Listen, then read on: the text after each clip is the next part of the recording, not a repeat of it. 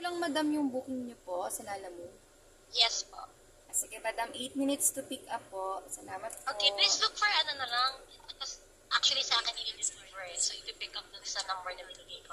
Apo, Yung sige sistema. Okay. tawagan ko po yun. Thank you madam. Thank you. Okay, ma'am.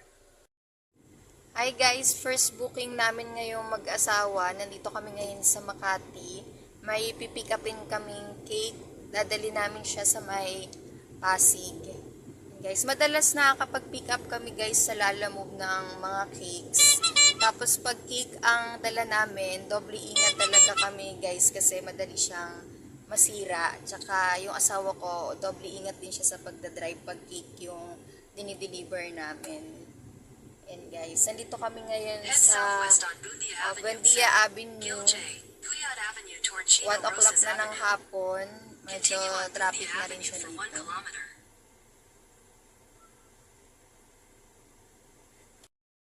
Yan guys, sa pick up na namin yung cake dito sa Makati City. 15 kilometers away lang siya dun sa drop-off point sa may Pasig City. Yan guys, share ko lang pala yung asawa ko. 5-star driver siya dito sa Lalamove. Mataas yung rating ng asawa ko, star driver siya. Kaya lang nung nagkaroon ng pooling si Lalamove, sinubukan namin kumuha ng booking na pooling. Sa pooling kasi guys, pwede kang mag-double book. Kasi ito yung mga customer na hindi nagmamadali, pero mas less yung binabayaran nila. Kaya lang, asahan nila na magdo-double book si rider dahil nga sa maliit yung shipping fee. Kaya kinakailangan ni Lalamove driver na mag-double book pag pooling. So guys, nung nasubukan naming mag-pooling, napansin namin bumaba yung rating ng asawa ko.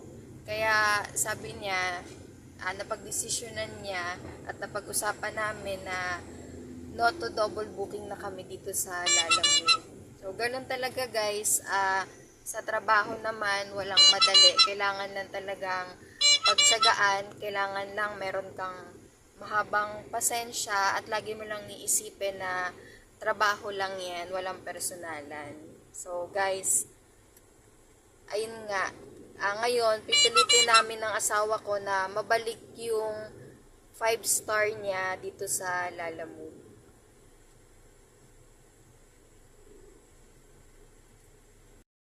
Hey guys, nasa EDSA Cubao kami ngayon. May pick up kami sa Krame ng mga food supplies para sa Master Sushi. Ayahatid namin siya sa Cavite. So guys, nakakalungkot ng isipin na bumaba yung rating namin kahit na sinusunod namin yung guidelines ni Lalamove at ginagawa namin ng lahat ng asawa ko para ma-please yung mga customer. So, siguro totoo talaga ang kasabihan na you cannot please everyone. Kaya siguro ganun din talaga ang buhay Lalamove. Kaya tuloy-tuloy lang ang trabaho namin at di naman kami nawawala ng pag-asa na babalik yung rating niya na 5-star driver siya.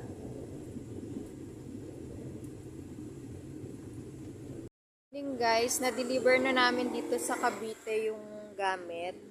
Ayan, nagpapahinga muna kami dito ng asawa ko sa SM Cavite. Ayan, nagpark lang kami dito. Tapos, nag-stretching lang yung asawa ko kasi napagod siyang mag-drive kanina. Papunta dito kasi sobrang traffic. Ayan, so guys, suportahan niyo po sana lagi yung vlog naming mag-asawa. Marami po kayong matututunan dito sa buhay.